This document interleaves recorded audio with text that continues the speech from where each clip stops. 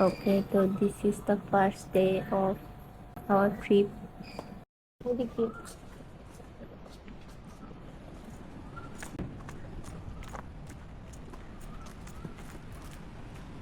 ও হো, হো, হো, ওই যে সমুদ্র।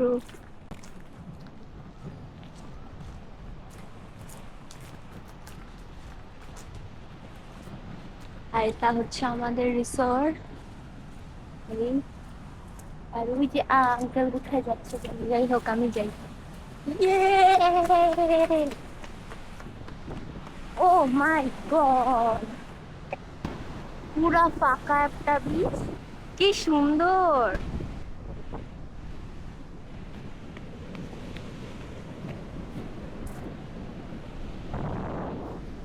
ওই যে আঙ্কেল আসছে,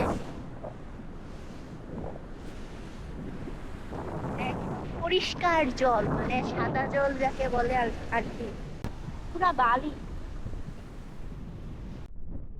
অনেক ঢেউ সমুদ্রে। ওই মাথায় একটা লোক আছে, ওই যে। আর ওইখানে একটু পাহাড় মতো উঁচু।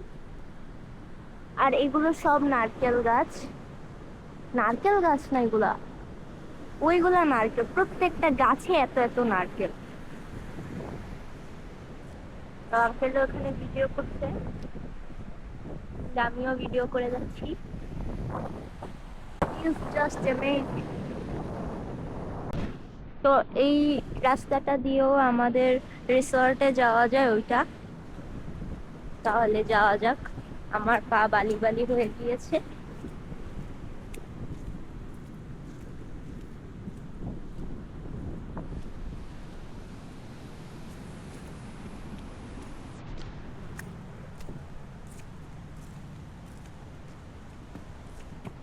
এই দুইজন বাঙালি মেবি।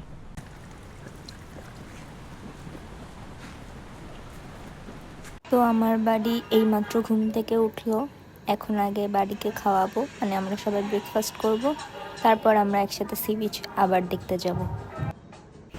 ইনি হলো আমাদের রিসর্টের ম্যানেজার, আর আমরা এখন এখানে ব্রেকফাস্ট করব।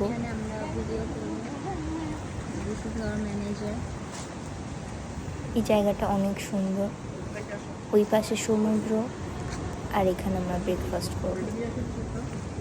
এটা হচ্ছে আমাদের রিসোর্ট, আর এটা হলো সি বিচ।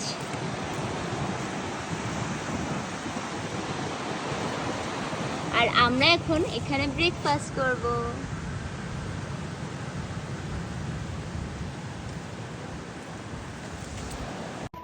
মাম্মা, তুমি ব্রেকফাস্টে কি খেয়েছো? তুমি ব্রেকফাস্টে কি খেয়েছো মাম্মা? বলো। আমি ব্রেকফাস্টে মিল্কশেক খেয়েছি। মিল্কশেক আমরা এভাবে খাই মাম্মা, কারণ আমরা স্ট্র দিয়ে টানতে পারি না। এই যে একটু দেখাও তো, দেখাও। তো আমাদের ব্রেকফাস্ট করা শেষ, এখন আমরা সবাই মিলে আবার সি বিচ দেখতে চলে গেলাম। অনেকক্ষণ ধরে একজন এখানে মাছ ধরছিল, একজনই আছে এই সি বিচে, আর কেউ নেই, আর আমরা আছি। আমি বলেছিলাম কেট করে আসিও না। মম এসে তো ফার্স্টে অবাক, অনেক সুন্দর ভিউ ছিল।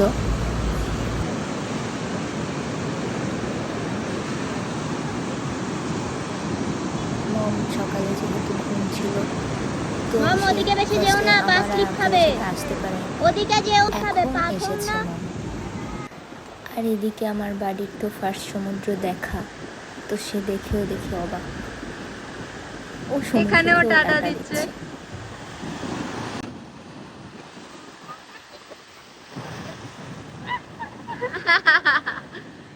মামকে ভিজিয়ে দিয়েছে। তো আমরা সি বিচ থেকে গিয়ে বালি টালি সব ছেড়ে এখন আমাদের ব্যালকনিতে গেলাম। ওখান থেকে ভিউটা জাস্ট ওয়াও ছিল, মানে সেই সুন্দর ভিউ, শুধু নারকেল গাছ আর সমুদ্রের হাওয়া। তবে এই হাওয়া একটু আঠালো, বেশিক্ষণ সমুদ্রের হাওয়া গায়ে লাগলে গা আঠা হয়ে যায়। তো আমরা রুমে গিয়ে তারপর ফ্রেশ হয়ে এখন সুইমিং পুলে সুইম করার জন্য যাচ্ছি।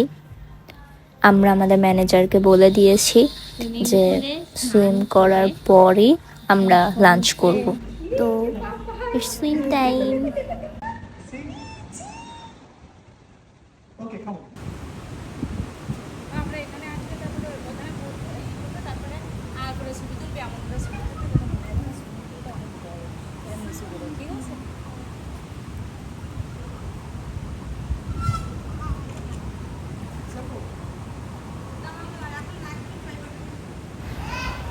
তো আমার বাড়ি একা একা সানগ্লাস খুলে ফেলেছে, কারণ তার সানগ্লাস ভালো লাগছিল না।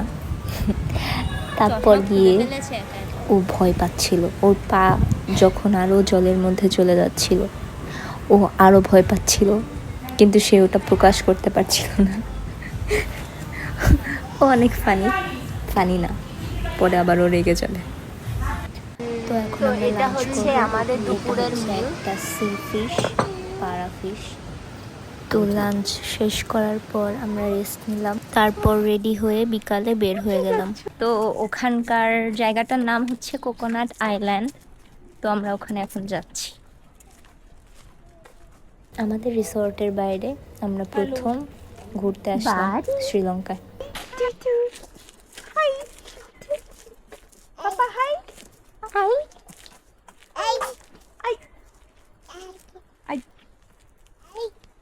তো সে হাইকে আই বানিয়ে দিয়েছে, নো প্রবলেম। জায়গাগুলো তো সুন্দর, ওদের রাস্তাও সুন্দর। Wow wow. আমার পাশে একটা বিদেশি, একটা চলে গেল বিদেশি। আমরা এখন মিরিসার মেইন রোডে, আর ওখানে বাড়িতে নিয়ে আঙ্কেল হাঁটছে।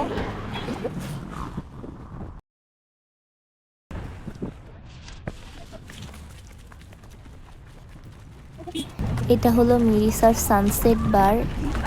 এখান থেকে অনেক সুন্দর সানসেট দেখা যায়, তো সবাই এখানে সানসেট দেখতে যায়।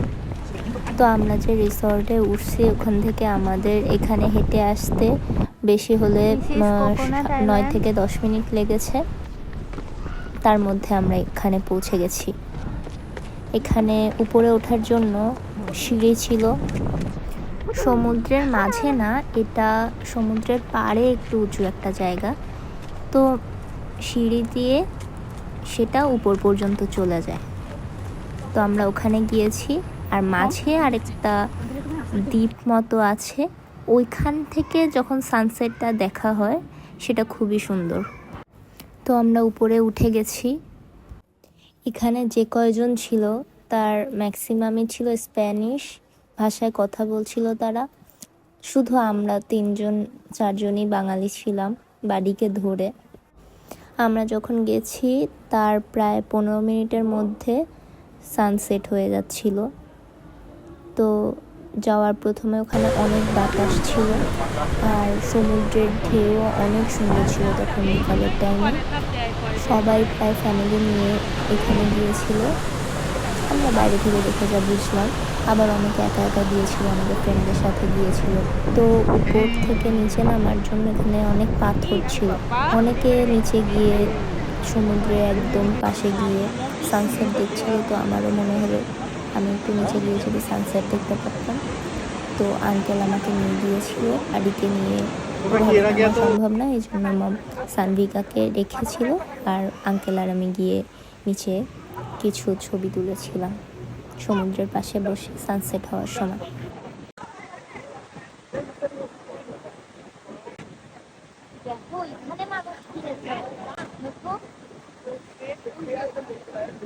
তো সানসেট হওয়ার পরপরই আমরা ওখান থেকে চলে এলাম। আসার পথে দেখলাম যারা বাইরের দেশের মানুষ ছিল তারা ম্যাক্সিমামই ওখানে আমাদের দেশে যেমন অটো বা টোটো আছে, ওদের দেশে ওগুলোকে টুকটুক বলে। তো আসার পথে দেখি নারকেল পাওয়া যাচ্ছিল। তো আমরা নারকেলের দোকানটাতে শুনছিলাম নারকেল কেমন হবে।